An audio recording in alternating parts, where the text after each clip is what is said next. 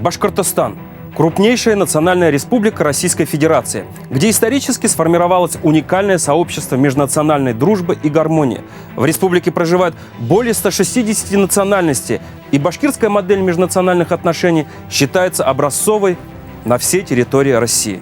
Однако мир в республике на протяжении десятилетий пытались нарушить различные деструктивные организации, ярким представителем которых является признанная Верховным судом республики экстремистской организация «Башкорт». Апогеем деятельности организации стало так называемое «Баймакское дело», где в результате провокации Фаиля Алчинова и Фанзиля Ахмедшина были совершены нападения на сотрудников полиции и организованы массовые беспорядки. По Баймакскому делу задержаны более 80 человек, которым грозят большие сроки лишения свободы.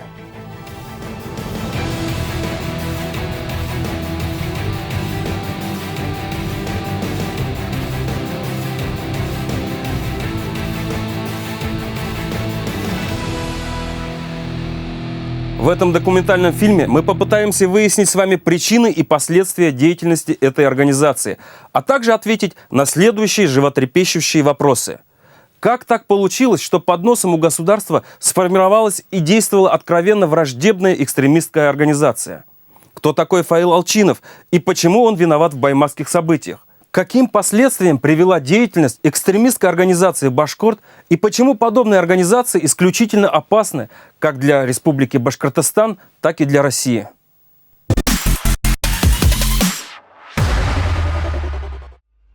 Экстремистская организация «Башкорт» – незарегистрированное общественное объединение радикально-националистического толка. Основополагающими принципами идеологии организации становится политика, построенная на исключительности и превосходстве своей нации, признание главенства национальности в общественном развитии, конфронтация интересов одной национальности с другими, стремление к независимости и созданию национального государства без примеси других наций.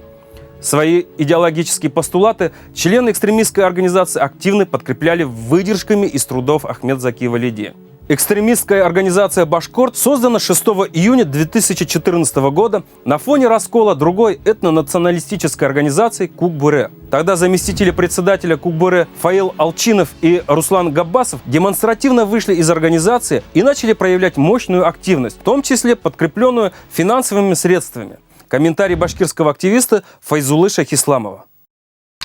Кукбуре распадается, и после этого странным образом, получается, вот пацаны вообще вот эти вот не работают. Ну, во время Кукбуре были более интеллигентные ребята, там, такие вот, образованные пацаны были. Там не было зэков, вот этих посидельцев, да, всех вот этих, которые после тюрьмы там начали приходить. Когда Башкорт образовался, появились откуда-то 3 белых Шкоды Октавии. Почему появились, я скажу. Ко мне на регистрацию ребята обращались, на регистрацию автомобилей. Вот. Я был удивлен, сперва Сальманов Азат приехал машину на учет поставить. Потом немного времени проходит, тут же приходит Фаиль, а Фаиль тогда молодой, никогда нигде не работал. Он единственный, наверное, промежуток у него в ВКБ в исполнительном комитете проработал там год-полтора. И потом Фаиль приходит, новая Шкода Октавия, такой же цвет, белый, такой же комплектации, один в один, как у этого Азата. Потом, тут же после Фаиля приходит Байназаров Рамзель, тоже такая же Шкода Октавия. Белая, тоже такой же комплектации. Меня это удивило, но откуда молодые пацаны тут всю жизнь работают люди, да, и не могут купить с нуля машину, Шкоду Октавию такого класса, и тут появляется целых 3 сразу. У пацанов, у которых вообще деньги никогда не водились. После этого странным образом, распадается организация Кукбуре. Кукбуре распадается, и ребята создают общественную организацию «Башкорт». Башкорт, они ко мне, тоже подходили, спрашивали, как ты думаешь, Фаизагай, если мы назовем Башкорт?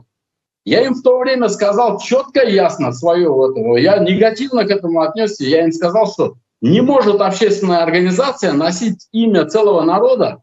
Я им сразу сказал, что если вы вдруг обойдетесь, будет за вас обтекать весь башкирский народ, говорю. Потом Башкорт организовывается. И начинается череда непонятных вот этих вот, которые вот не были, да, до этого межнациональных каких-то стычек. То есть, да, они не были, вот не были, да, вот и сейчас нету, да, и вот они с пальцев высосанные появляться начали. То есть скандал какой-то там в Сибае, якобы с курдами. Приезжают туда ребята, да, никаких там курдов не было. Два башкира между собой там подрались в кафе, а кафе только курдовское. Ну, курдам принадлежит только кафе. Потом, значит, вот это вот белорецкое событие тоже там на проводах в армию между собой башкиры там подрались, да, и с ними, с одним башкиром там учится в медицинском колледже в местном один таджик, и такой он местный, он давно уже живет, там родился. И получается, что они его с собой привели, и вот им вот этот вот пацанчик, который вообще нигде не участвовал, повод вот это вот сказать, что это таджики там и чеченцы там приплели. Там же Габбасов почему-то провоцировал вот это вот, да, отдайте нам чеченцев там, что он хотел с ними сделать. Вот, ну, произошло то, что произошло. В итоге я, опять же, чеченцев не собираюсь зачислять. Наши пацаны пострадали. Уже тогда деятельность организации привлекла внимание силовых структур, итогом которой стало возбуждение региональным МВД уголовного дела на Фаиля Алчинова, Руслана Габбасова и Юлая Аралбаева за жестокое групповое избиение инвалида Ильмира Мамбетова в туалете Уфимского дворца молодежи, не согласного с деятельностью организации. Однако уголовное дело было спущено на тормозах. В этот же день Рауфа Рахимова была на этой площади. На этой площади Рахимова Рауфа увидела Фаиля, и на все услышание, там было очень много народу, ну человек 10 точно было, да, она подошла к Фаилю и спросила: Фаиль, Хамитов теперь ушел, кому будешь теперь с***ть? Это было вот дословно так сказано. Почувствовав определенную уверенность в своей безнаказанности, организация разворачивает агитацию и пропаганду среди башкирского населения в сельской местности. В лучших традициях националистического популизма лидеры организации придавали этнический окрас любым бытовым или хозяйственным конфликтам, а также активно вмешивались в политические процессы, пытаясь устроить торг с властью и все более радикализируя свои политические требования. Параллельно экстремистская организация «Башкорт» создавала свои филиалы в районах, где проходили ЕИНы, собрания, тем самым пытаясь расширить границы своей националистической пропаганды. Попытки муниципальных властей вступить с ними в диалог сопровождались ухмылками со стороны активистов, которые прямо говорили о том, что теперь они здесь настоящая власть, и угрозами привести на акции протеста несколько тысяч башкир. Любых несогласных с их деятельностью они тут же объявляли врагами башкирского народа. В этой связи примечательно, что привычка выдавать личные мнения от всего башкирского народа является одним из самых любимых приемов этих активистов. Лидеры организации позиционировали себя совестью нации, однако на деле представляли собой людей с нечистой биографией. Фаиль Алчинов родился 7 декабря 1986 года. Уроженец села Юлдыбаева Зилаирского района Республики Башкортостан. Официально никогда не работал. В собственности имеет 2 квартиры в Уфе, автомобиль иностранного производства. В декабре 2018 года привлекался к административной ответственности по части 8 статьи 20.2 КоАП РФ «Повторное совершение административного правонарушения» за организацию акции протеста в городе Баймак. 29 октября 2015 года в отношении Алчинова Фаиля, Габбасова Руслана и Аралбаева Юлая отделом полиции номер 7 УМВД России по городу Уфе было возбуждено уголовное дело по пункту А части 2 статьи 115 УК РФ по факту нанесения телесных повреждений гражданину Мамбетову, председателю Курултая башкир города Оренбурга. В декабре 2018 года привлекался к административной ответственности по части 8 статьи 20.2 КоАП РФ «Повторное совершение административного правонарушения» за организацию акции протеста в городе Баймак. Габбасов Руслан родился 18 июля 1979 года. Уроженец села Петровское Ишимбайского района Республики Башкортостан. Безработный.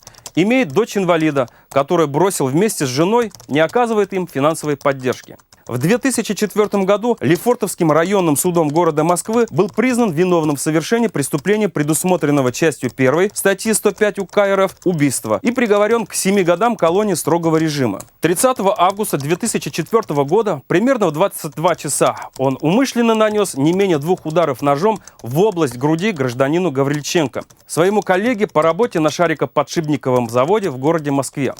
Показания свидетелей говорят о том, что Руслан Габбасов вымогал деньги и избивал некого молодого человека по фамилии Абрамов, за которого впоследствии заступился Гаврильченко, в результате чего получил раскладным ножом удар в грудную клетку. 29 октября 2015 года в отношении Алчинова Фаиля, Габбасова Руслана и Аралбаева Юлая отделом полиции номер 7 УМВД России по городу Уфе было возбуждено уголовное дело по пункту А части 2 статьи 115 УК РФ по факту нанесения телесных повреждений гражданину Мамбетову, председателю Курултая-Башкир города Оренбурга.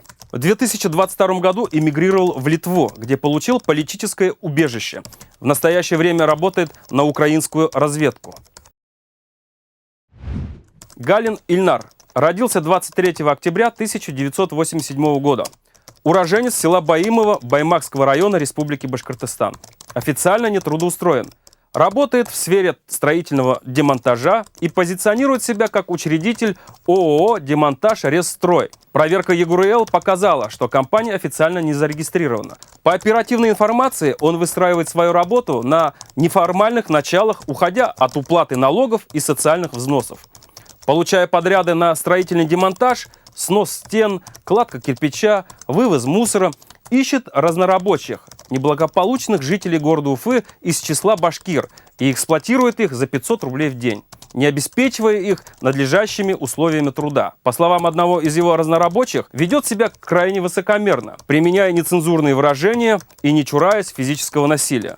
Любит приезжать на проверку выполненных работ в костюме, пытаясь всем видом демонстрировать наличие у себя высокого социального статуса. Аралбаев Юлай. Родился 18 ноября 1984 года. Уроженец села Ахмерово Ишимбайского района Республики Башкортостан. Официально не трудоустроен. С 2014 года является активистом экстремистской организации «Башкорт», был задействован в проведении всех мероприятий экстремистской организации «Башкорт», принимал участие во всех протестных акциях, проводимых организацией. 4 ноября 2018 года организовал сход экстремистской организации «Башкорт» возле горы Торатау в Ишимбайском районе, куда был приглашен основной актив организации. На данном сходе он был выбран старшим от организации «Башкорт» по району. Имеет судимость за нанесение тяжких телесных повреждений. 9 октября 2008 года мировой судья города Ишимбая признал Юлая Аралбаева виновным в совершении преступлений, предусмотренных частью 1 статьи 112 УК РФ «Умышленное причинение средней тяжести вреда здоровью, неопасного для жизни человека», частью 2 пункта А статьи 115 УК РФ «Умышленное причинение легкого вреда здоровью из хулиганских побуждений», частью 1 статьи 116 УК РФ «Побои». Юлай Аралбаев из хулиганских побуждений в течение нескольких дней в июле 2008 года избивал людей по малозначительным поводам у недостроенного магазина «Селиук» села Ахмерово Ишимбайского района. Мухамедянов Ильмир родился 15 марта 1989 года. Уроженец села Зелим-Караново Гафурийского района Республики Башкортостан. В 2006 году был осужден на 3 года условно и признан виновным в грабеже с применением насилия. Ограбил пенсионерку. А уже через год, в 2007, снова осужден, но уже за вымогательство, тоже сопряженным с применением силы. Ахмед Шанфанзиль был осужден 28 марта 2013 года Уфимским районным судом Башкортостана на 4 года и 6 месяцев лишения свободы. Ему в вину вменялось нарушение 3 статей УК РФ. Часть 2 статья 188 УК РФ «Контрабанда наркотических веществ». Часть 1 статья 228 УК РФ «Незаконное хранение и перемещение наркотических веществ». И часть 1 статья 282 УК РФ «Возбуждение религиозной ненависти». Влиянием Ахмедшина связано увеличение числа ваххабитов в рядах экстремистской организации «Башкорт». Себя он называет духовным лидером организации «Башкорт». В 2020 году Верховный суд Башкортостана признал экстремистской организацию «Башкорт» и запретил ее деятельность. Административный иск в защиту интересов государства, общества подал прокурор Башкортостана. Свои требования прокурор обосновал тем, что при активном участии руководителей Башкорта, ранее судимых за совершение экстремистских преступлений, на территории республики организовывались массовые публичные мероприятия, на которых людей призывали к экстремистской деятельности и вовлекали в его состав новых участников. Также активисты проводили несогласованные митинги. При этом в ходе публичных акций протеста руководители организаций заявляли о враждебных намерениях власти против башкирского народа и башкирского языка. Члены Башкорта использовали плакаты, содержащие признаки возбуждения ненависти или вражды к лицам небашкирской национальности. По заключениям независимых специалистов, участники организации высказывали лозунги, направленные на формирование общественного мнения о том, что власть ущемляет права башкир. А в группе «Башкорт» в одной из социальных сетей публиковались высказывания, призывающие к нарушению территориальной целостности России и созданию единого исламского государства. Члены организации привлекались к ответственности за нарушение установленного порядка организации проведения публичных мероприятий. Вместе с тем, решение суда о признании организации «Башкорт» экстремистской организацией и запрете ее деятельности на территории России фактически оказалось всего лишь декларативным решением. То есть формально признали и запретили, но фактически это решение никак не отразилось на деятельности лидеров и активистов «Башкорт». Продолжались те же деструктивные практики организации, проводились те же мероприятия, звучали те же популистские речи. Наблюдая пару лет за происходящим, лидеры экстремистской организации «Башкорт» поняли, что не надо себя так называть, и в остальном ничего не мешает им вести себя так же, как и раньше, ездить по сельским глубинкам, баламутить народ. Можно сказать, что члены организации не восприняли всерьез сигналы государства и продолжили противоправную деятельность.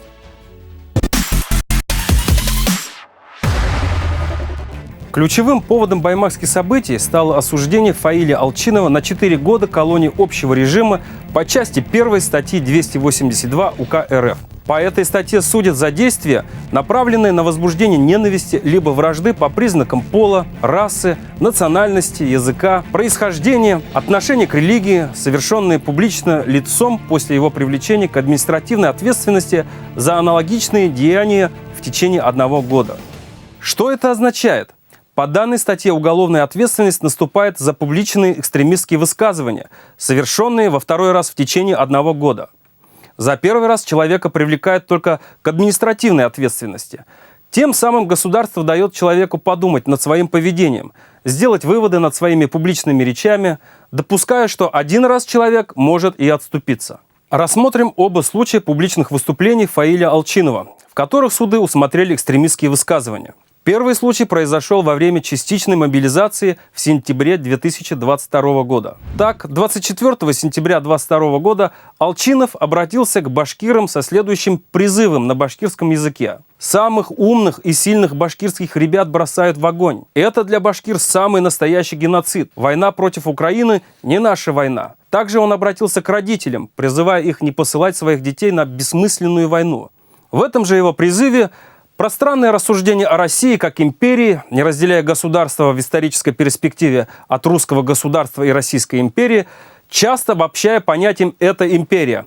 При этом рассматривает Россию как государство одного народа – русских.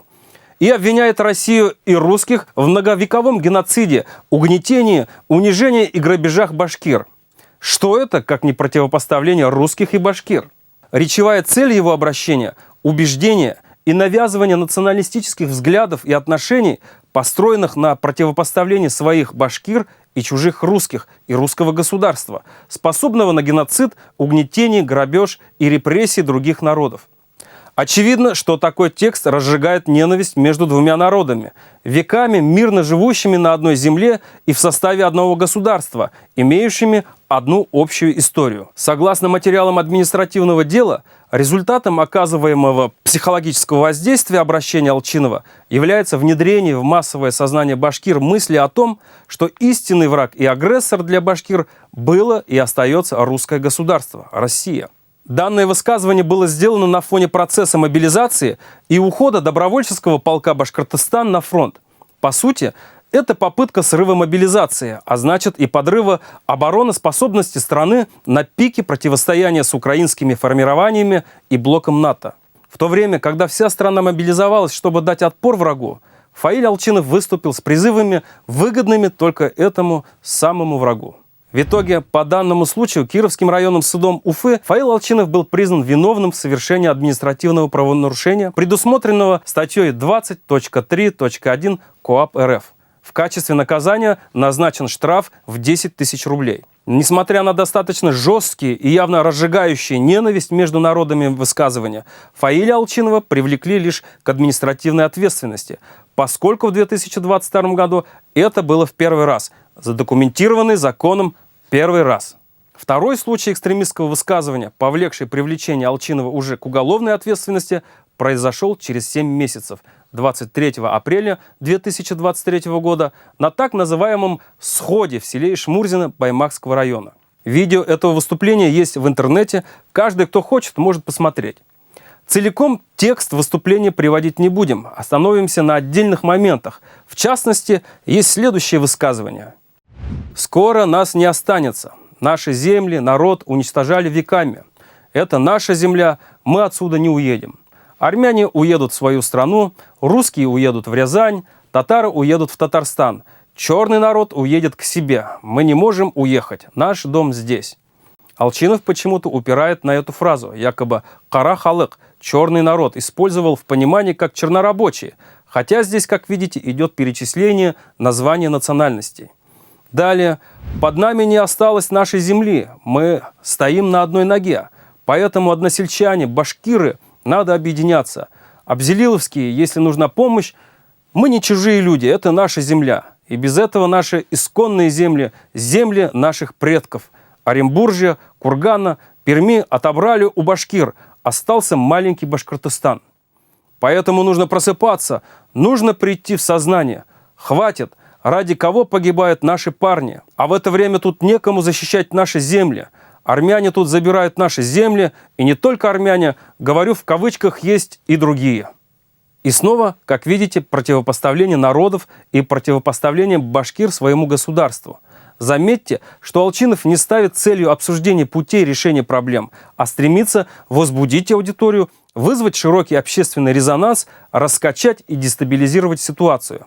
Так у него было всегда и везде. Можно много приводить примеров, практически каждое публичное выступление Алчинова характеризуется одинаково. Вспомним наиболее медийные провокации Алчинова. 7 ноября 2020 года, когда в селе Кармыскалы силовые ведомства республики провели профилактические мероприятия, в результате чего были задержаны 36 человек, большинство из которых активисты и сторонники экстремистской организации «Башкорт». У задержанных было изъято огнестрельное и холодное оружие. Суть кармыскалинской истории сводилась к следующему. Используя конфликт двух местных жителей, встать на защиту одной из сторон и, используя физическое и силовое преимущество, взять под контроль армянский бизнес. Правда, армян в той истории по факту не оказалось. Вместе с тем, первым о беспределе полиции в социальных сетях начал писать Фаиль Алчинов. Позже пост он удалил, призывая встать на защиту совершенно безобидных 36 молодых башкир. В посте также противопоставлялись армяне и башкиры. В 2018-2019 годах экстремистская организация «Башкорт» по поводу и без повода собирала сотни ребят в тех или иных населенных пунктах Зауралья. Например, в курдском кафе в Сибае на фоне потребления алкоголя подрались два башкира. Дальше сплетни по чатам соцсетей и мессенджеров. В итоге в Сибай съезжаются несколько сотен молодых башкир наказать курдов за якобы избиение башкир. Побродив, ребята поняли, что курды ни при чем, и разъехались. Белорецкий студент медколледжа, местный таджик или узбек, присутствовал при разборке двух местных студентов – башкира и татарина. Просто присутствовал. Причем парень худощавый и мелкий. Сплетни в чатах извратили эту историю в противостояние башкир то ли с таджикской диаспорой, то ли с узбекской. И снова несколько сотен молодых башкир съезжаются наказать диаспору пришлых мигрантов. Каждая из этих историй сопровождалась эмоциональными постами Фаиля Алчинова и других лидеров организации «Башкорт» в соцсетях с призывами каждому неравнодушному башкиру выехать на место и защитить поруганную честь башкирского народа. Как видите, Фаиль Алчинов просто провокатор и популист. но его маргинальное окружение и политическая оппозиция пытаются представить его как совесть нации и лучшего сына башкирского народа. Нельзя и не упомянуть тот факт, что уголовный бэкграунд, помноженный на политические амбиции, порой вызывал неподдельный смех республиканской общественности. Апогеем такого политического маразма организация стало новогоднее поздравление Фаила Алчинова башкортостанцам, записанное на фоне Белого дома.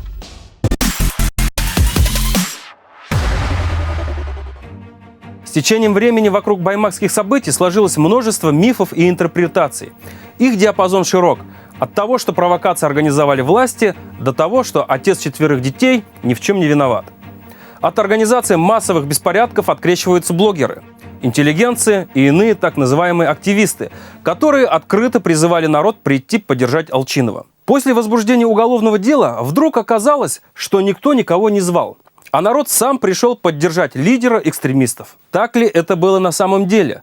Чтобы ответить на этот вопрос, мы попытаемся восстановить хронологию произошедших событий на основе анализа открытых данных, материалов, уголовных дел и комментариев участников событий. По данным источников в правоохранительных органах, окружение Фаиля Алчинова до последнего рассчитывало на оправдательный приговор или условное заключение.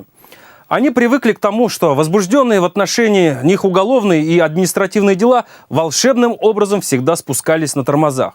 Они всегда ждали, что влиятельные люди придут договариваться с ними, как это было всегда. Однако после судебного заседания 11 января в городе Баймаке окружение Алчинова, видимо, осознав негативные перспективы уголовного дела, резко активизировало свою информационную деятельность в соцсетях и националистических телеграм-каналах.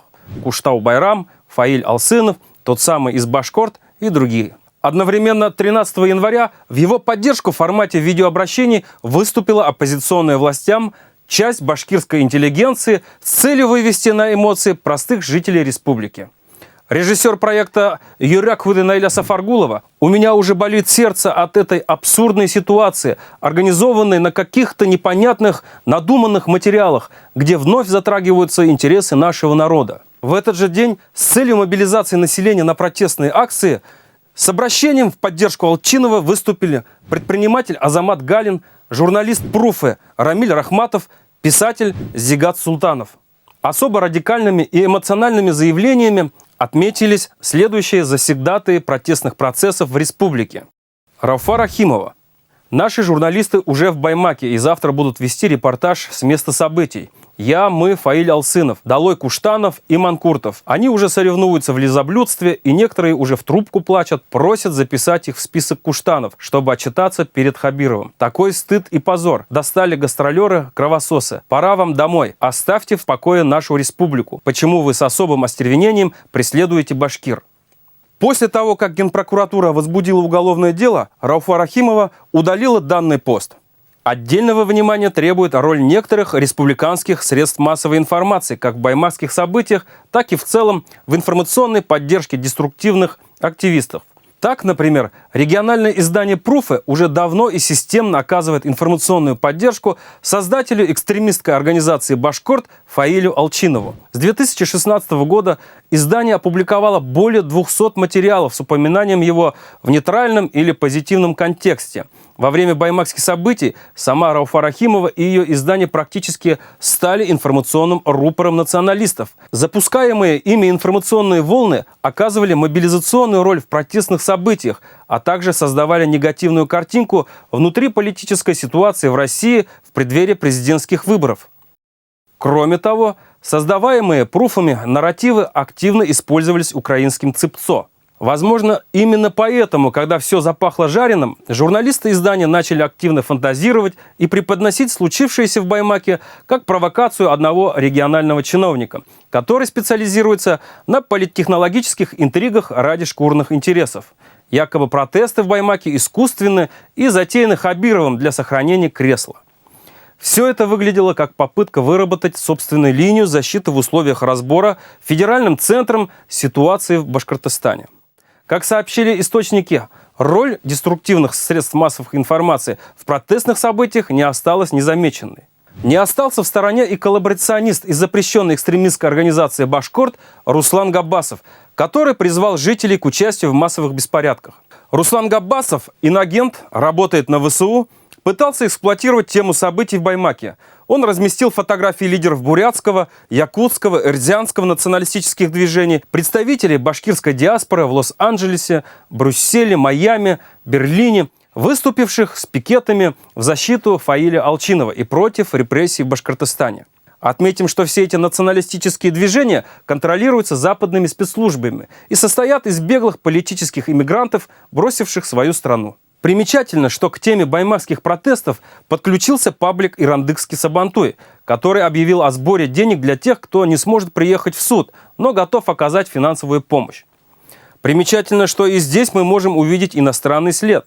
Модератором этого паблика является блогер Артур Ахметов. Он известный модератор крупных башкироязычных пабликов в социальной сети ВКонтакте, которые объединены под брендом «Сырляшайка» «Загадочные». Он действует в плотной связке с Русланом Габбасовым, который работает на ВСУ и на которого в России уже 2 уголовных дела за распространение фейков и призывы к террористической деятельности. Опыт работы с населением у Ахметова есть, он сертифицированный мошенник. В 2014 году он был осужден по статье «Мошенничество, совершенной организованной группой». Причем обманывал буквально своих соседей, оформлял на доверчивых односельчан кредиты обманным путем, овладевая их документами. Один из таких бедолаг даже покончил жизнь самоубийством. До протестных событий он эмигрировал в США и уже оттуда модерировал информационное освещение баймакских событий.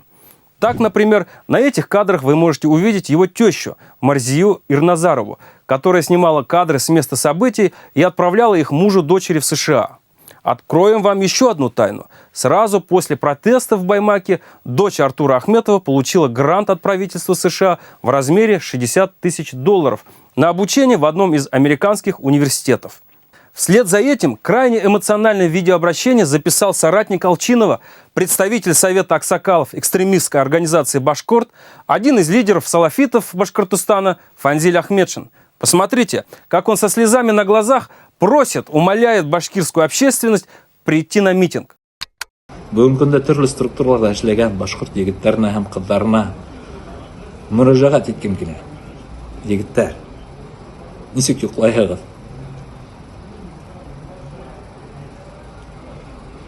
Авыр төшләр кермәйме?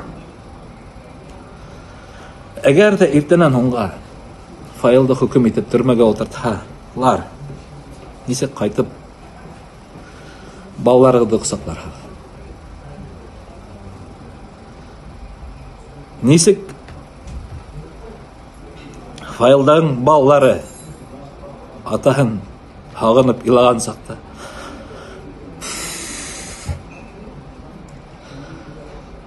ничек шул вакытта кәрәк булган сакта әйтмәгән һүзләрегез өчен ничек йокларыгыз, егеттәр һәм кызлар, апайдар, агайдар?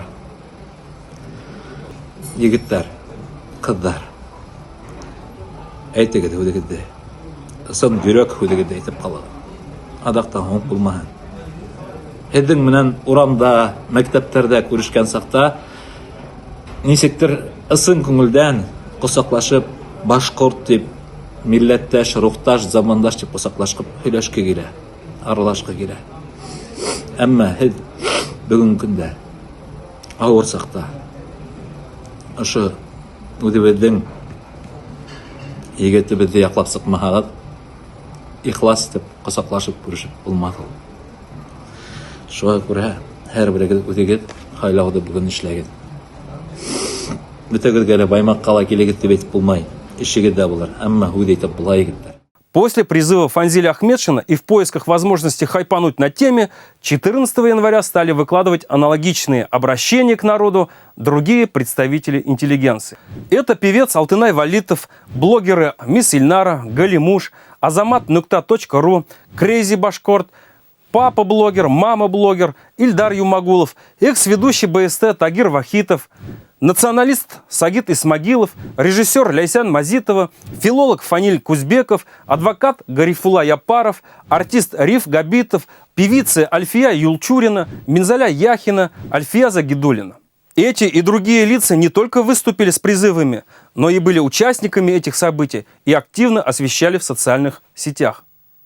Так, блогер Галимуш призывала население приехать в Баймак и тем самым вводила людей в заблуждение, что за участие в несанкционированных митингах не последует наказание. Не бойтесь ни в коем случае, простой кишиге, простой халыкка никто ничего не будет делать, никого не будут задерживать. Әлегенә бүтән өйләрдә языштым, блогерлар менен барасак, ничего не отменяется, все на месте, иртәгә в 9:30 булабыз суд алдында, как штык барып торабыз. Блогер и певец Алтынай Валитов выступил с призывом принять участие в беспорядках не только башкир, но и представителей других национальностей по всей России. Я не могу молчать. Я беру ответственность в свои руки и обращаюсь к башкирам и не только, а всей многонациональной стране, нашим братьям, татарам, бурятам, чеченцам, тувинцам, дагестанцам, калмыкам, якутам, марийцам, удмуртам, алтайцам, всем, кого еще не перечислил. Собирайтесь, выходите к зданиям администрации ваших городов. Следует отметить, что сам блогер на несанкционированном митинге не участвовал. Так, в материалах суда певца Айгиза Ишмурзина, которого осудили на 8,5 лет по баймакскому делу, фигурировала переписка с блогером Алтынаем Валитовым, где тот просил Ишмурзина быть его глазами и ушами на площади перед судом. А певицу Альфию Загидуллину следует выдвинуть на кинопремию «Оскар». Смотрите, какими слезами обливается, призывая своих подписчиков бороться за свободу главного экстремиста республики.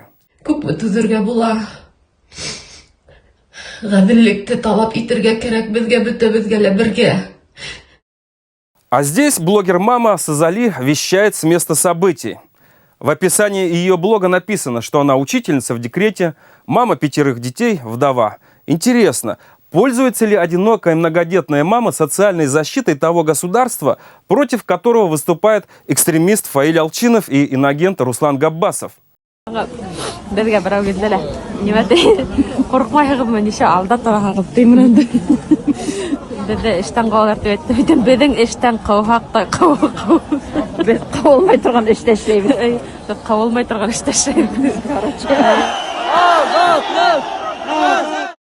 А здесь блогер под ником Crazy Bashkort пытается из себя изобразить корреспондента и вещать с места событий.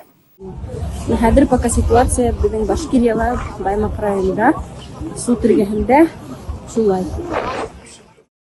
Посмотрите, как мисс Ильнара подогревает публику, пытаясь вызвать эмоции у пользователей соцсетей.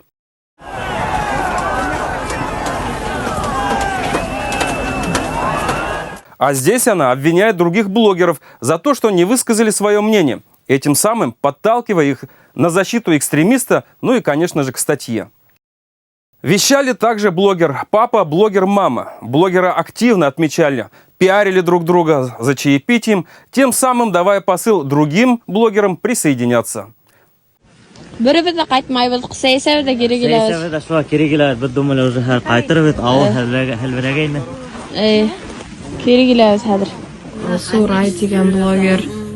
Еще тяхта.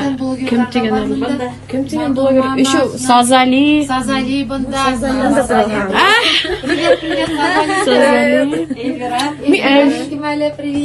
Crazy Bashkort. Зимний победим. Верх цинизма, смотрите. Чему радуется блогер? Просмотров больше, а значит хайпа больше. Эту запись блогер Галимуш выложила после призыва собраться на несанкционированный митинг. А это Ильдар Юмагулов, провокатор и ранее судимый за обман детей-сирот социальным жильем.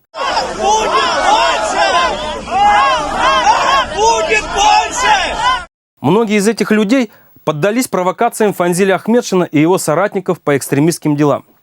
Возможно, они не понимали, к каким плачевным событиям могут привести их призывы принять участие в массовых беспорядках и задержанию тех людей, которых они призвали прийти и поддержать главного экстремиста республики. Однако случилось то, что случилось. Страшно и двулично даже не то, что представители интеллигенции и блогерского сообщества записали видео. Удивляет их полнейшая беспринципность и неспособность признавать свои ошибки. Никто из этих людей не оказывает никакой поддержки семьям задержанных, которые тратят свои последние деньги на адвокатов. Никто из них не сказал, что их действия были ошибочны. Как же вели себя эти люди после баймакских событий. Машина, вот она. Нет, вот машина. Алтынай, поздравляем вас еще раз с покупкой автомобиля. Рахмет. Спасибо, что вы выбрали именно нас, Халил Прайс.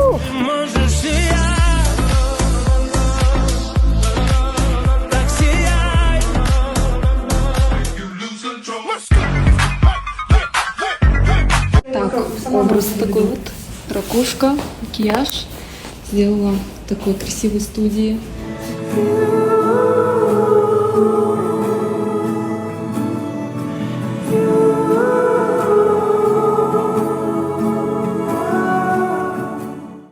Здесь необходимо отметить, что все эти блогеры ранее никогда не были замечены в освещении политических тем, и тем более несанкционированных протестных акций.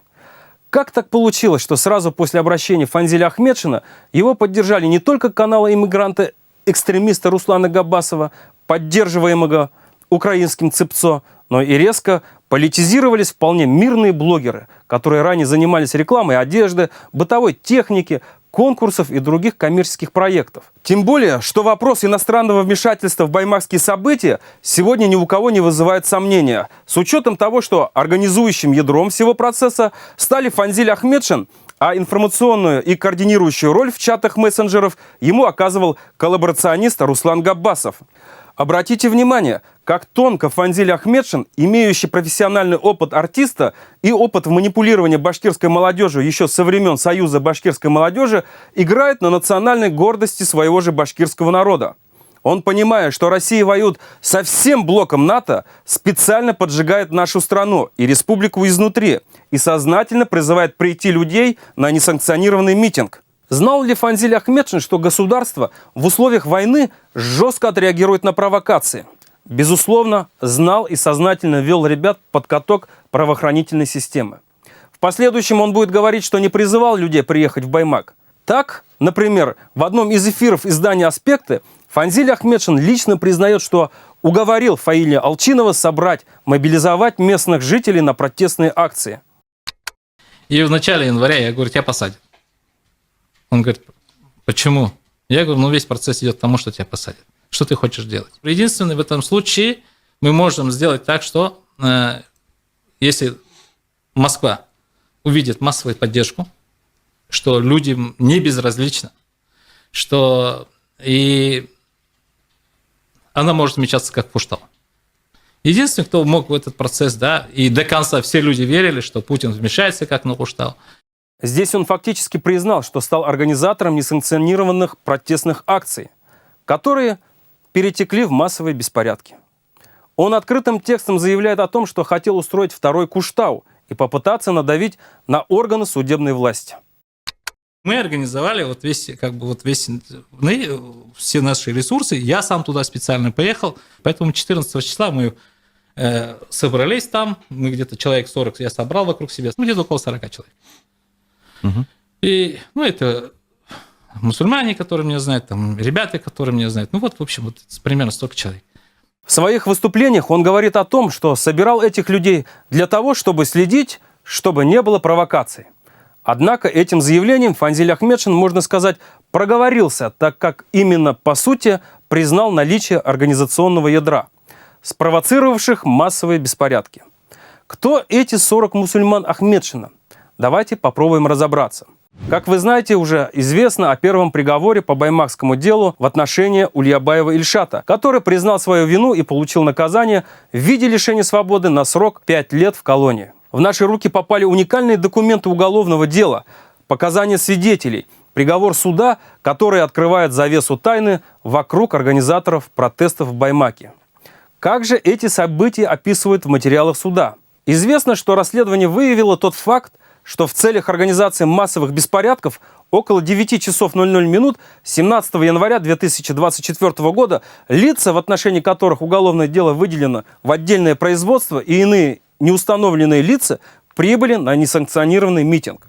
После оглашения приговора Алчинову, начиная с 9 часов 54 минут и по 16 часов 29 минут 17 января 2024 года, находившиеся возле здания суда лица, в отношении которых уголовное дело выделено в отдельное производство, и иные неустановленные лица, координаторы, действовали совместно, согласованно, умышленно, с целью организации массовых беспорядков. Они осознавали наступление общественно опасных последствий и, желая этого, рассредоточились среди иных участников несанкционированного митинга. После чего, координируя между собой свои действия с помощью средств связи, грубо нарушая общественный порядок, игнорируя законные требования представителей власти, сотрудников полиции и военнослужащих Росгвардии о прекращении противоправных действий. Они стали призывать присутствующих лиц, участников несанкционированного митинга, к неповиновению, применению насилия, в том числе путем метания крупных комьев мерзлого снега, глыб льда, а также иных подручных предметов, представляющих опасность для окружающих. Призывали погромам в виде повреждения имущества, возведению баррикад, препятствующих нормальной деятельности суда и правоохранительных органов, тем самым возбуждая у участвующих в несанкционированном митинге агрессивное поведение, что спровоцировало массовые беспорядки. Данные лица также наносили множественные удары руками и ногами по различным частям тела представителей власти, бросали в их сторону дымовые шашки со слезоточивым газом, причинив не менее 52 сотрудникам полиции и военнослужащим Росгвардии физическую боль и телесные повреждения различной степени тяжести. Брошенными предметами повредили 5 служебных транспортных средств правоохранительных органов.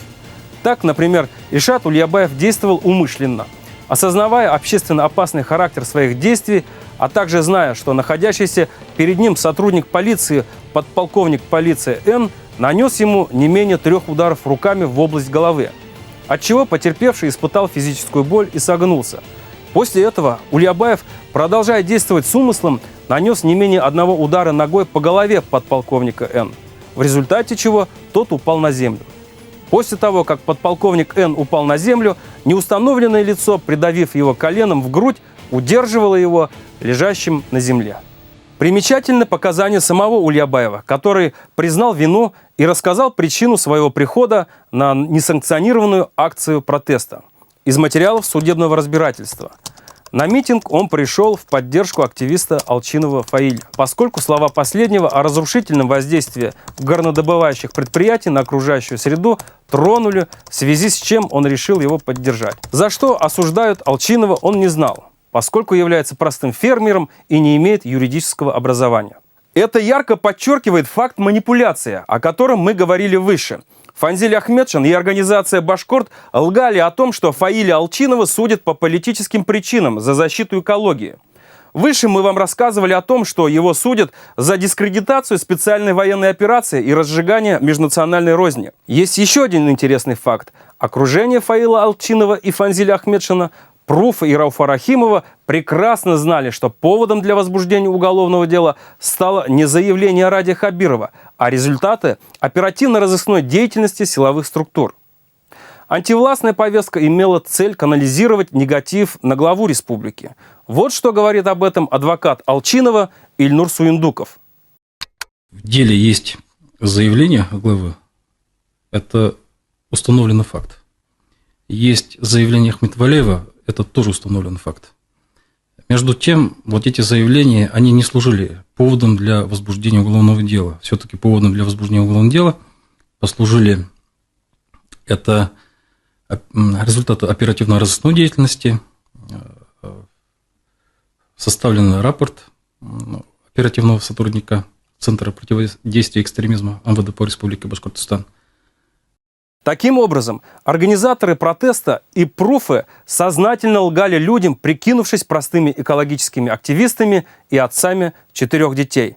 Какие показания давали свидетели в ходе расследования уголовного дела? Среди толпы были наиболее активные лица, в том числе мужчины и женщины, которые кричали соответствующие лозунги, после которых толпа их подхватывала, двигалась в сторону сотрудников полиции, хватая их за щиты, шлемы, тем самым провоцируя, в результате чего они ощущали опасность.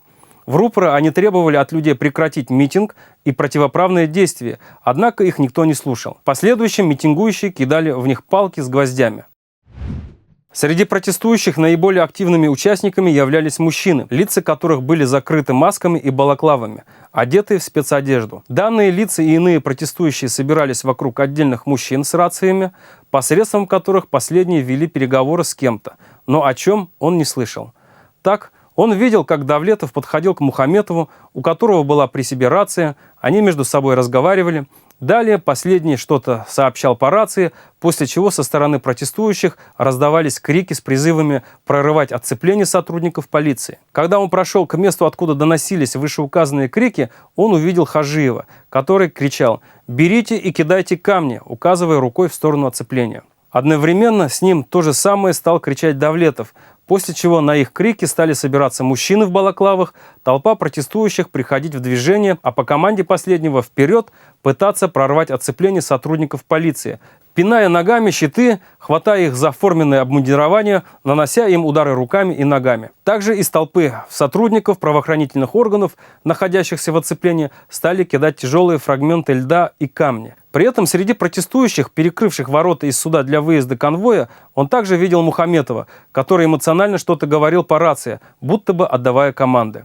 Также к нему подходили другие протестующие, и он раздавал им какие-то указания, активно жестикулируя, после чего они расходились по толпе в разные стороны. В толпе он узнал также Байгускарова, который, как и Мухаметов, общался с кем-то по рации и разговаривал с людьми, подходящими к нему. Примерно в 11 часов 00 минут в толпе он услышал крики протестующих «Бей ментов! Отбирай у них щиты! Нас много! Вперед!». Указанные крики расходились от протестующих мужчин, в том числе от Хажиева и Давлетова.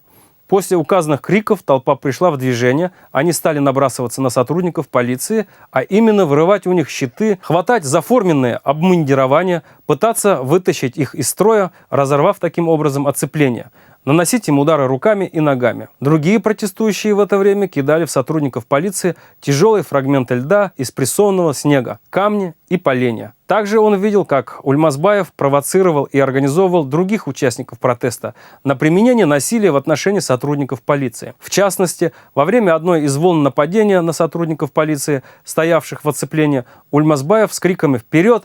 Бей!» повел за собой группу протестующих, направляя их движением руки в сторону полицейских в форме. 17 января 1924 года они наблюдали за действиями протестующих, собравшихся в количестве около 2000 человек возле здания Баймакского районного суда Республики Башкортостан для поддержки Алчинова. После того, как последнему был оглашен приговор, протестующие стали вести себя агрессивно, перекрыли ворота для выезда конвоя, стали выкрикивать требования освободить того из-под стражи. В толпе протестующие собирались группами по 5-6 человек вокруг мужчин с рациями. Среди таких мужчин свидетель номер 3 видел Байгускарова и Мухаметова, а свидетели 4 и 5 только последнего, которые постоянно с кем-то переговаривались, но о чем они из-за шума толпы не слышали. Свидетель номер 3 видел, как Байгускаров ходил в толпе и кричал «Свободу Алчинову!». Все свидетели видели, как к Мухаметову подходил Давлетов, они о чем-то разговаривали, после чего тот снова заговорил по рации, а затем из толпы последний кричал «Люди, берите камни и кидайте». Таким образом, он призывал прорывать оцепление сотрудников правоохранительных органов и применять к ним насилие. Призывы Давлетова находили отклик среди толпы, и протестующие, среди которых были мужчины в масках и балаклавах, по команде последнего «Вперед!» стали нападать на полицейских, хватая за форменное обмундирование, нанося им удары руками и ногами. Другие протестующие в это время кидали в сотрудников полиции из оцепления фрагменты льда и камни. Также свидетели видели, как Давлетов передвигался в толпе и активно кричал лозунги «Свободу Алчинову» в той части, где люди в основном молчали, после чего последние также начинали кричать. Какие выводы мы можем сделать из показаний свидетелей? Во-первых, у участников беспорядков было четкое организационное ядро, которое имело координацию между собой по рациям и конкретную цель раскачать толпу на агрессию в отношении представителей власти. Во-вторых, в преддверии суда над Фаилом Алчиновым была проведена подготовка к противостоянию с правоохранительными органами, рации, газовые баллончики и прочее. В-третьих, показания свидетелей полностью опровергают пропагандистскую теорию о том, что люди сами пришли. Мы четко наблюдаем мобилизацию информационных ресурсов, блогеров, а потом и систему координации толпы непосредственно в день массовых беспорядков. В показаниях свидетелей мы отчетливо наблюдаем ряд фамилий, которые координировали толпу и атаки на полицию и Росгвардию.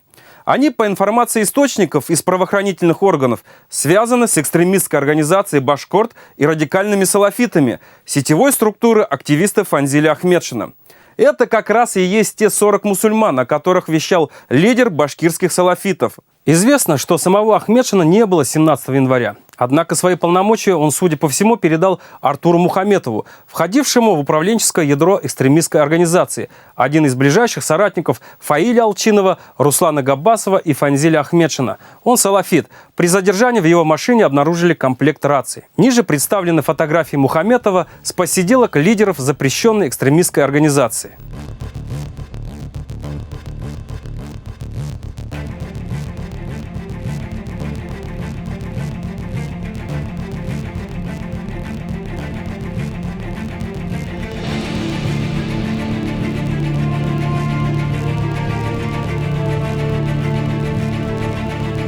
Тут Мухаметов Артур начинает раскачивать толпу, играя на религиозных чувствах.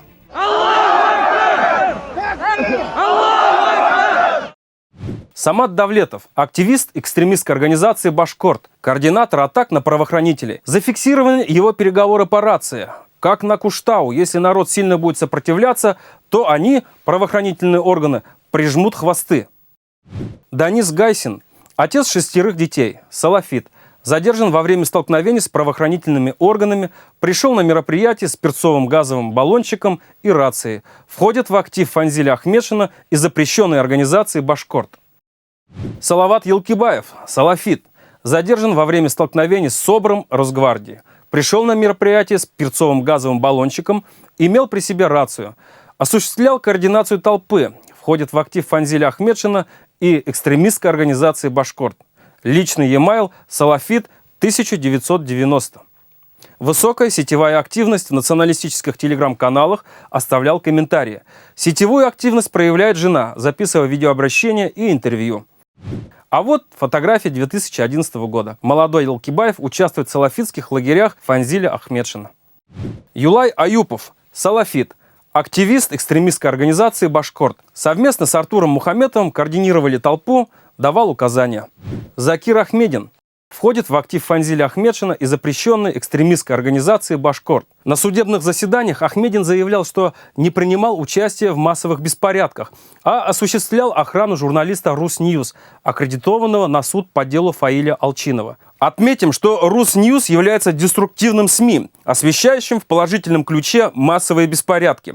Таким образом, он лишь подтвердил организованный характер этих протестных акций, в которых учитывали и вопрос информационного освещения событий. Ильяс Байгускаров, молодое поколение экстремистской организации «Башкорт», участник протестных акций. Фактически стал фронтменом организации после ухода в тень Алчинова и стал лицом организации. Был завербован Ахметшиным в салафиты. До этого был вполне себе конструктивным активистом. Здесь он раскачивает толпу. Там же видим блогера Матурмама, скандирующую вслед за Байгускаровым.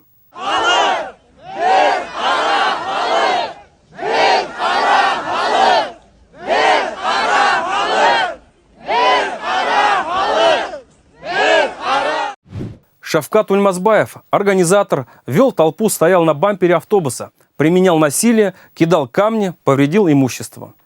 Альфинур Рахматуллина, постоянный организатор протестных акций в республике, участвовала в беспорядках, применяла насилие, нецензурную брань, видео распространено в интернете. Плотно взаимодействовала с экстремистской организацией «Башкорт».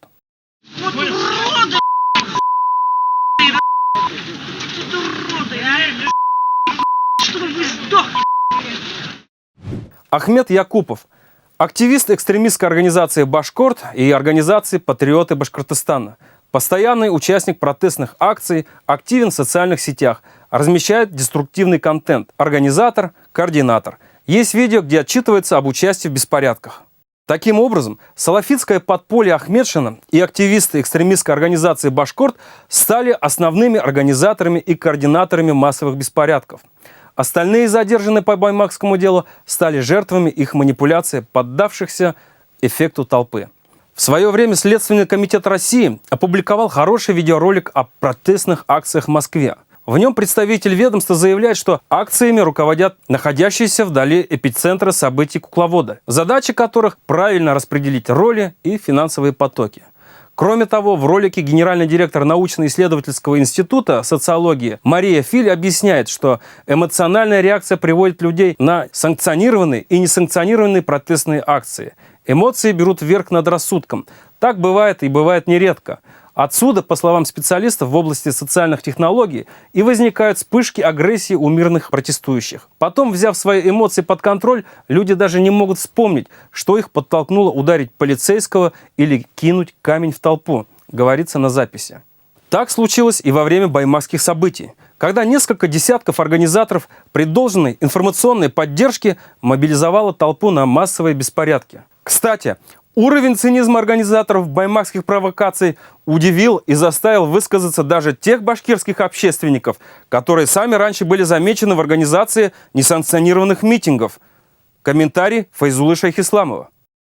Провокация с полицией, да, спровоцировать полицию, там кто-то там, кто провоцировал, я не знаю точно, но провокация была, и, значит, полиция в итоге применяла физическую силу жестко, ну, понятно, что и полиции, в отношении полиции тоже там силу применяли. И в итоге мы имеем то, что имеем. Пацанов закрыли. Я считаю, что вот эти вот пацаны, да, это обычные деревенские пацаны. По сравнению вот с теми, которые вот это вот все организовывал, да, это вот пацаны-кормильцы, они же имеют своих детей, у них... Да, мы знаем, многодетные отцы, фермеры, как правило, простые мужики из деревни. Понятно. Это обычные, бескорыстные пацаны, которые вот в армии служили, да, по сравнению вот с этими вот, да, они работали всегда, они вот скотину держат там, в семье помогают, родителям помогают. Они обычные деревенские пацаны. Это большая провокация и большая глупость, которую вот совершили, вот допустили, не то что допустили, совершили вот эти вот несколько пацанов, кто вот эту провокацию организовывал, да, 5-6 человек. Докажите вот эти вот, Фанзиль, Ильдар Юмагулов, да, и там с Башкорта там несколько ребят. Докажите, что вы действительно за башкирский народ. Если вот они возьмут на себя, да, то можно будет с этими разговаривать с адвокатами, что при условии этих пацанов выпустят, а этих вот заменить вот этими. Вас предупреждали, надо пресекать, уже было после Кармаскалов. Ирония судьбы в том, что сразу после задержания участников беспорядков все открестились от них и от финансовой поддержки семей задержанных, которые вдруг остались один на один со всеми своими проблемами, а в деревнях на эти семьи стали смотреть как на прокаженных. Адвокаты стали открыто навариваться на проблемах семей задержанных, а деструктивные активисты продолжают провоцировать их на противостояние с властью.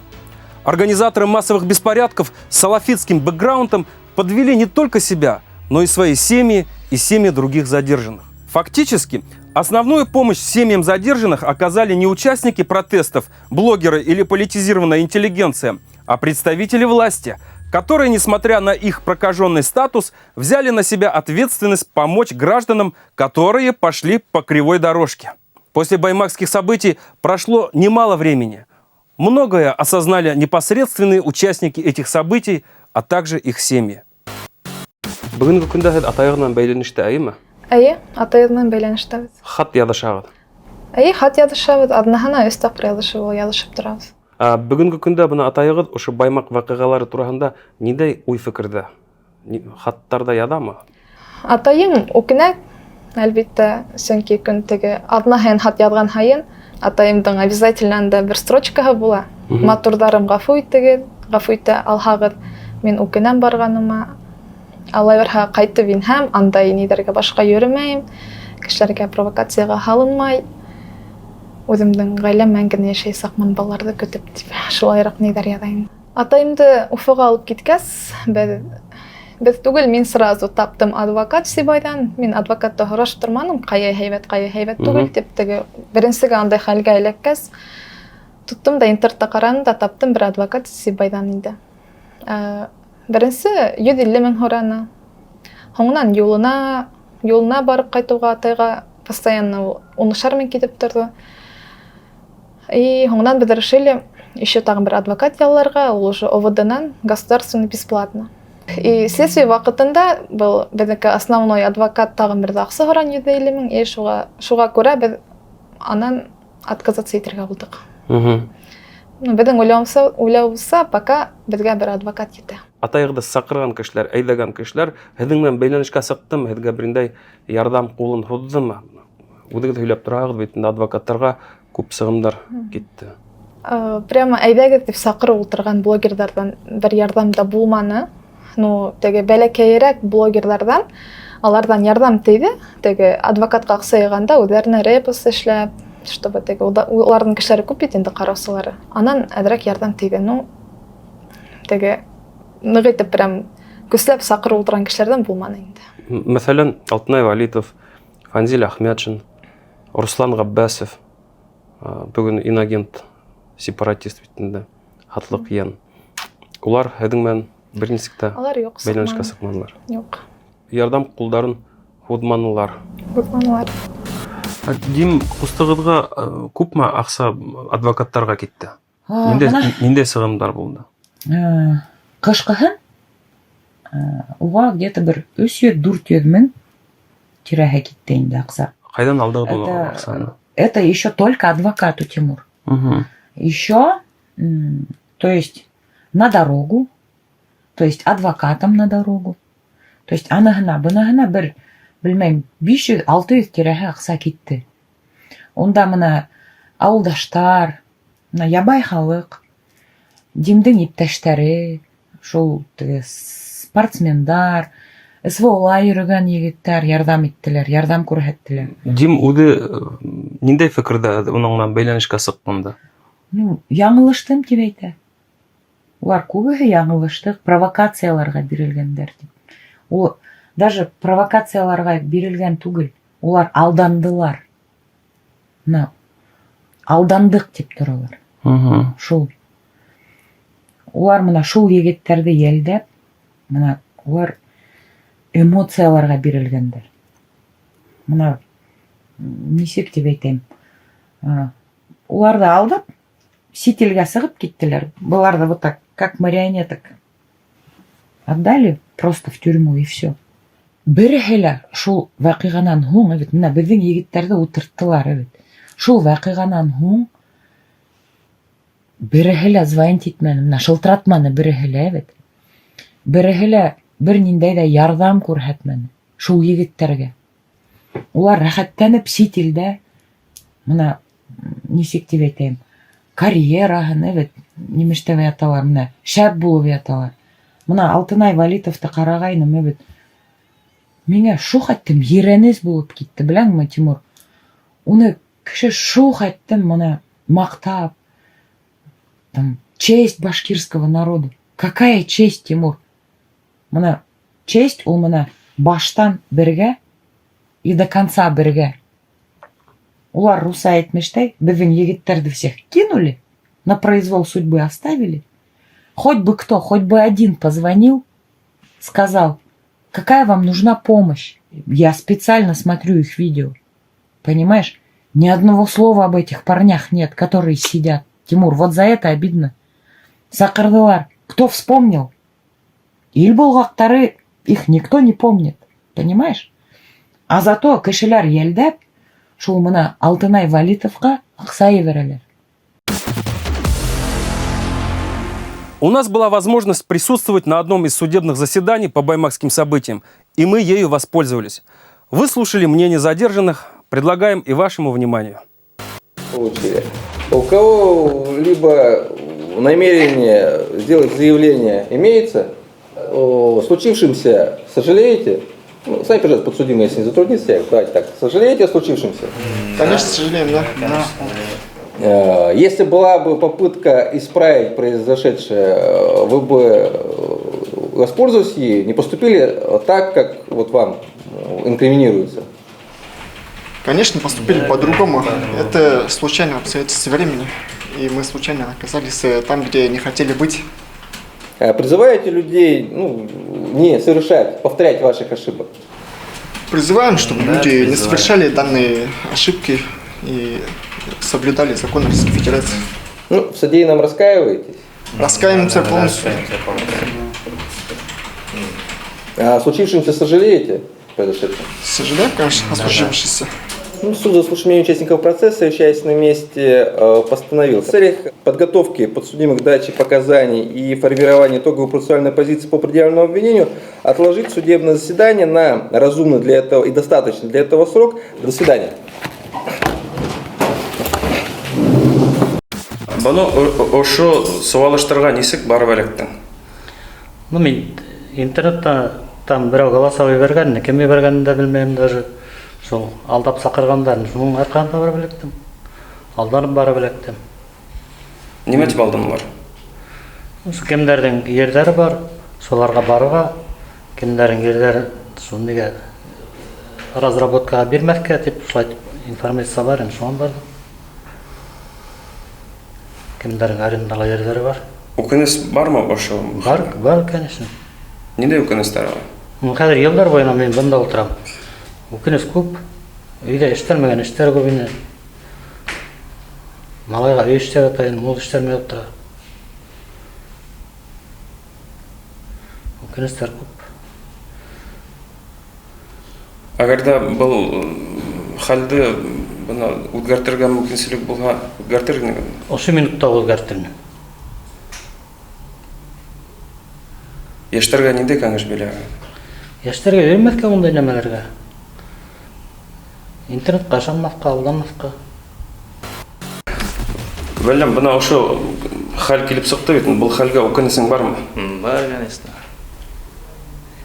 Сенбе үйде яңгыды балалар менен келешикке бөлөдүнө биз калды хәзер. Отым бесенде бирөөлөр келип жардам этип отурмайт неме. Ошого тектим өзүм иштеп келдим. Үйдө 4 бала менен катын калды.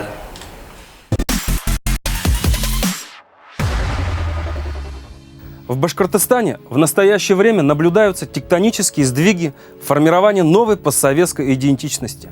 С одной стороны, мы наблюдаем полный отход от суверенитетского дискурса во внутренней политике, что предполагает отход от любых форм использования этнического национализма. С другой стороны, ряд акторов, выросших и получивших политическую социализацию в 90-х, продолжают использовать управляемый национализм для удовлетворения своих личных политических амбиций.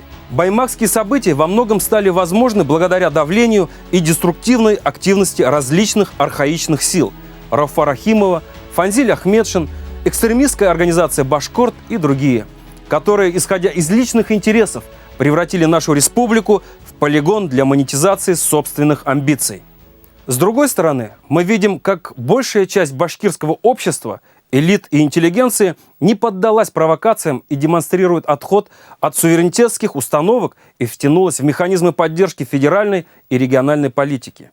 Это подчеркнул в своем выступлении на 6-м Всемирном Курултае Башкир глава Республики Башкортостан Ради Хабиров. Все эти 5 лет нам и мне лично приходилось буквально продираться сквозь дебри лжи и клеветы. Нашей управленческой команде, мне лично, выдвигались неоправданные обвинения в недостаточных темпах развития республики. Причем недовольны были те, кого отстранили от государственной кормушки. Я это беспощадно делал. Прилипшие в свое время к бюджету разного рода деятели, которые распространяли откровенную ложь, в том числе и о нашей национальной политике. Но вы сами все видели, что только не писали.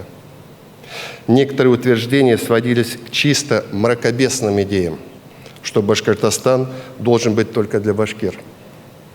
Нашлись и те, которые под видом псевдозащиты экологических прав взбаламутили сотни людей в Баймакском районе. И, наверное, нам этот период в развитии нации нужно было пройти через все это. Для того, чтобы, осилив такой сложный конфликтный путь, понять, что для нашей нации нужно сегодня. Осознать истинные мотивы тех, кто пытался увести нацию по пути, еще раз повторю, мракобесия. Не дать ей развиваться многонациональной семье народов Башкортостана и России. Повторюсь, это были корыстные мотивы тех, кто был справедливо отлучен от государственной кормушки и не будет больше допущен.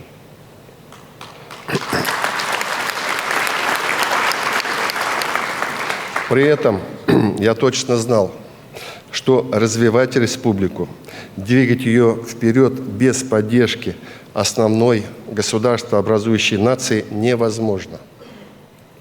Даже не надо было к этому приступать, если такой поддержки нет. А сегодня я твердо убежден, что у нас и у меня такая поддержка есть.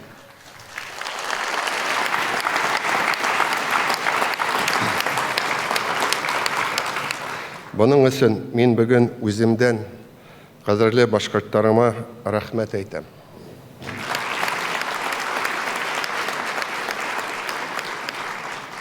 Әлігі ауыр заманда меңе терек болғаныңыз үшін ұлы рахмет.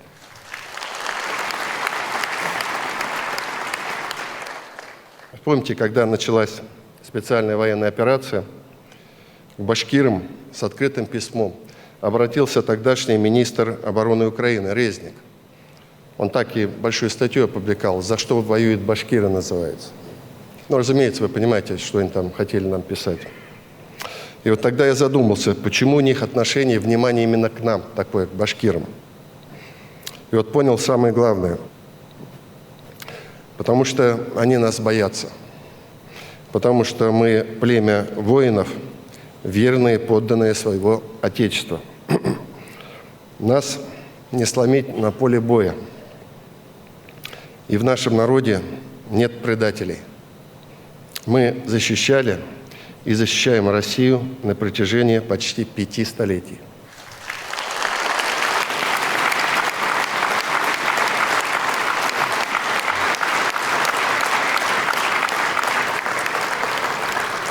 А они способны лишь на жалкие попытки расколоть нас изнутри.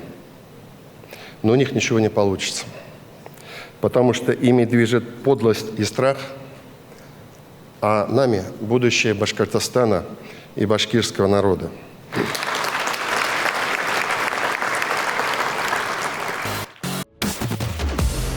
Сегодня Российская Федерация ведет военные действия с Украиной и НАТО. И все народы нашей страны, независимо от национальности и вероисповедания, героически защищают суверенитет государства. Башкиры, демонстрируя верность историческим традициям, присяге, вносят огромный вклад в будущую победу России и ее становлению как великой многонациональной евразийской державы.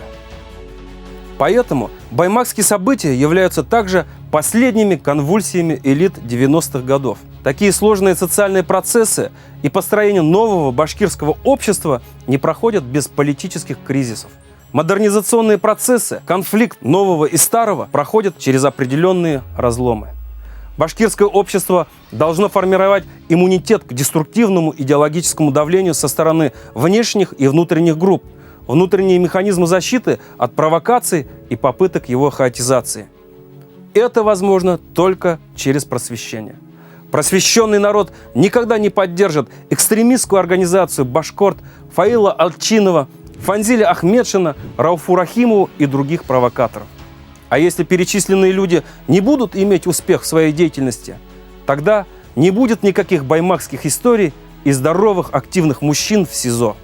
Наш 1,5-миллионный башкирский народ не может разбрасываться ни одним из своих представителей ради достижения политических целей мелких провокаторов. А в условиях специальной военной операции подвергать многонациональную дружбу народов сомнению – это преступление.